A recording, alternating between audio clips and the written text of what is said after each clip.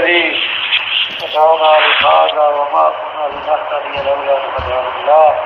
اللهم صل على محمد وعلى آل محمد وبارك وسلم عليه. أعوذ بالله من الشيطان الرجيم. بسم الله الرحمن الرحيم.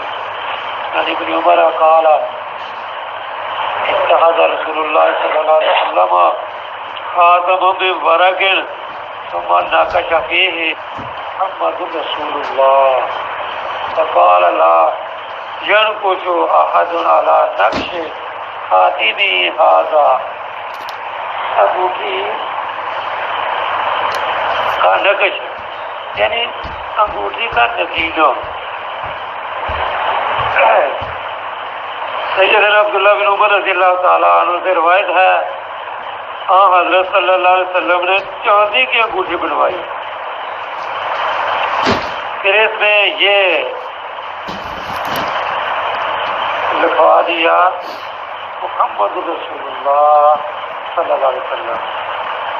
یہ لفظ یعنی آپ صلی اللہ علیہ وسلم نے وہاں کھلوا دیے, لکھوا دیے اور فرمایا یہ نقش اور کوئی نہ اس طرح لکھوائے,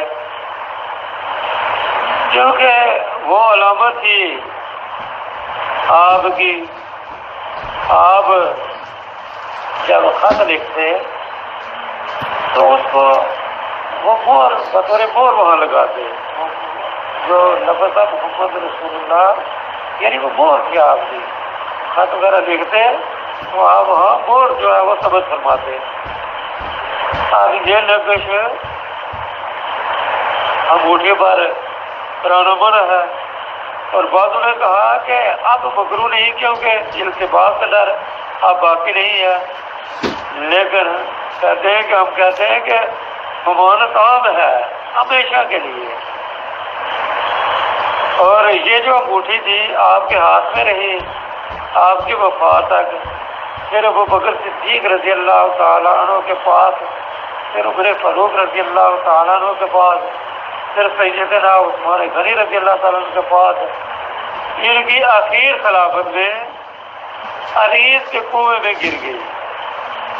بڑی کوشش کی گئی, بہت تلاش کیا مگر وہ نہ ملی. اسی روز سے خلافت میں تزلزل شروع ہو گیا.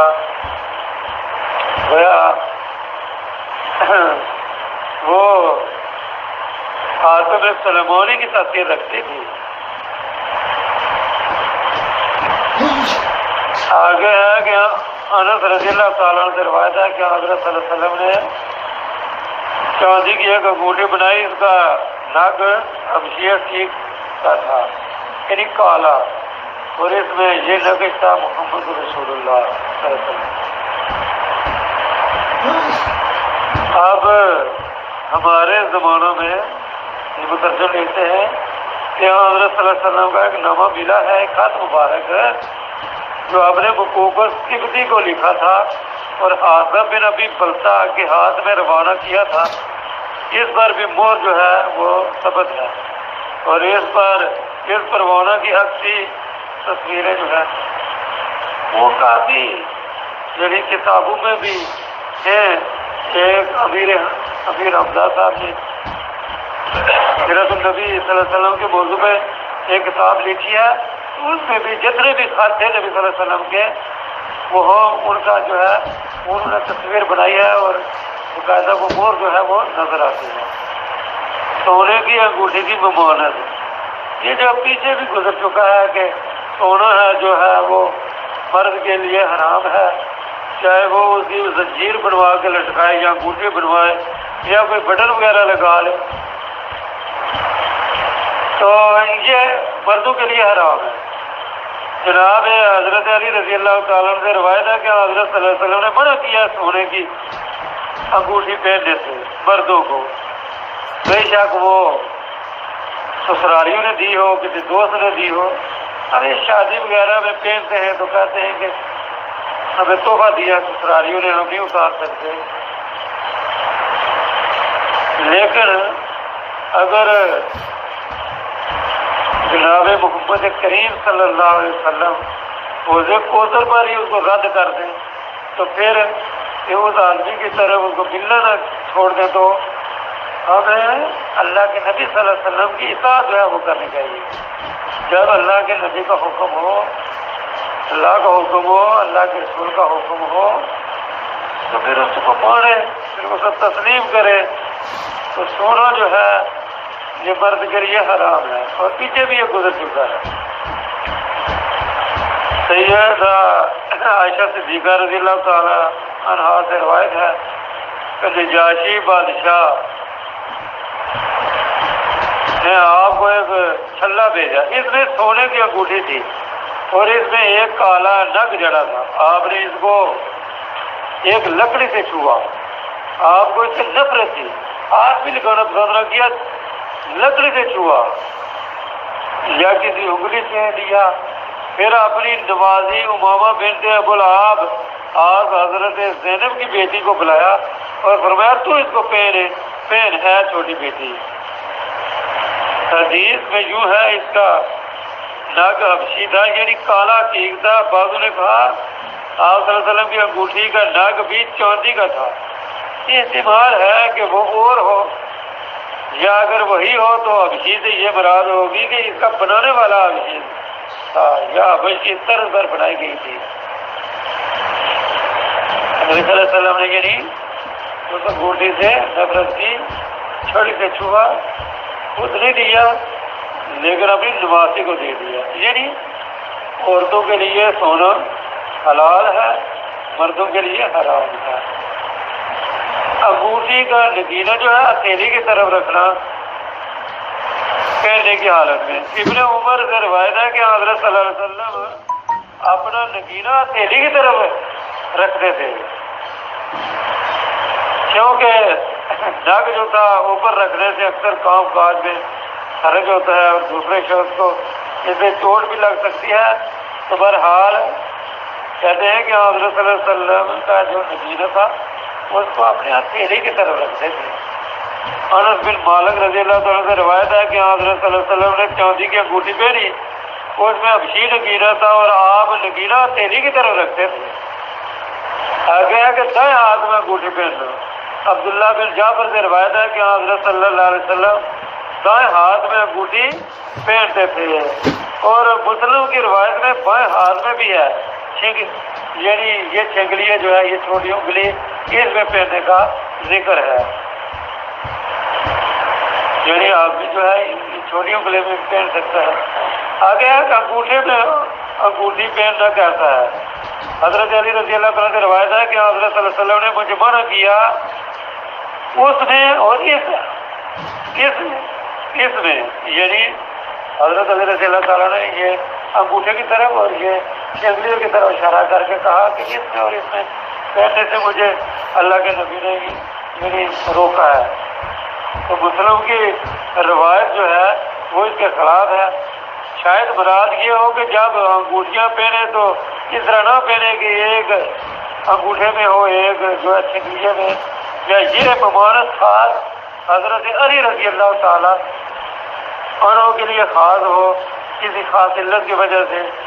کیونکہ مسلموں کی روایت میں جو ہے وہ چھنگلیے میں انگوٹھی پہننے کا ذکر ہے. آگے ہے کہ گھر میں تصویر لٹکانا منع ہے، تصویر سے منع کیا ہے. اللہ کے نبی نے ابو طلحہ سے روایت ہے کہ حضرت صلی اللہ علیہ وسلم نے منع فرمایا فرشتے اس گھر میں نہیں جاتے جہاں کتا ہو یا تصویر ہو. کتا جو ہے وہ کھیت کی حفاظت کے لیے ہو یا وہ اپنے یعنی سامان وغیرہ جو ہے اناج وغیرہ یا شکار کے لیے، تو یہ رکھنا جو ہے یہ جائز ہے. لیکن اس کے خلاف جو ہے وہ منع ہے. اور اسی طرح تصویریں بھی جو ہے اگر یعنی باغ وغیرہ ہو، دریا کی ہو، کسی درخت کی ہو تو یہ ٹھیک ہے. لیکن جو ہے ویسے تصویریں رکھنا جو ہے یہ ٹھیک نہیں ہے. اکثر تصویر جو ہے کہتے ہیں کہ اس میں کچھ اختلاف ہے. بہرحال کوئی بھی تصویر ہو اس سے بچنا ہی چاہیے، لکڑی کی ہو، پتھر کی ہو، کسی چیز کی بھی ہو تو اس سے بچنا چاہیے. حضرت علی رضی اللہ تعالیٰ سے روایت ہے کہ حضرت صلی اللہ علیہ وسلم نے منع فرمایا بے شک فرشتے اس گھر میں نہیں جاتے جہاں کتا ہو یا تصویر ہو۔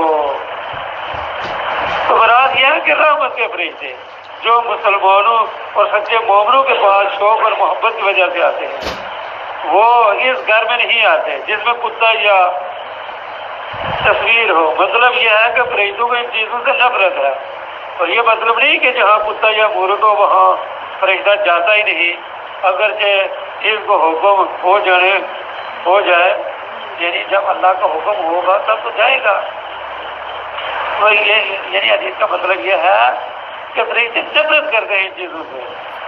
ام المومنین حضرت عائشہ صدیقہ رضی اللہ تعالیٰ عنہا سے روایت ہے کہ حضرت جبریل علیہ السلام جناب رسالت مآب صلی اللہ علیہ وسلم کے پاس ایک وقت پر آنے کا وعدہ کیا تھا، لیکن انہوں نے آنے میں دیر کی۔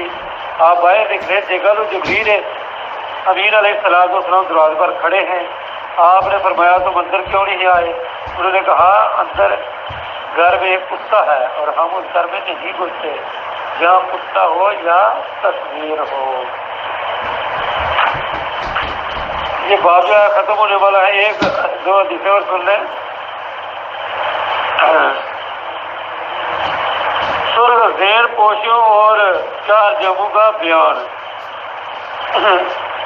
جناب حضرت علی رضی اللہ تعالیٰ سے روایت ہے کہ حضرت صلی اللہ علیہ وسلم نے منع کیا سونے کی انگوٹھی اور لال ریشمی زین پوشوں سے، یعنی مردوں کے لیے۔ یہ پیچھے تو گزر چکا ہے کہ یعنی ریشم جو ہے اور سونا جو ہے یہ مرد کے لیے حرام ہے۔ انگوٹھی ہو وہ کسی قسم کا جو ہے وہ سونا ہو تو وہ مرد کے لیے حرام ہے، اسی طرح ریشم بھی۔ آگے ہے کہ چیتوں کی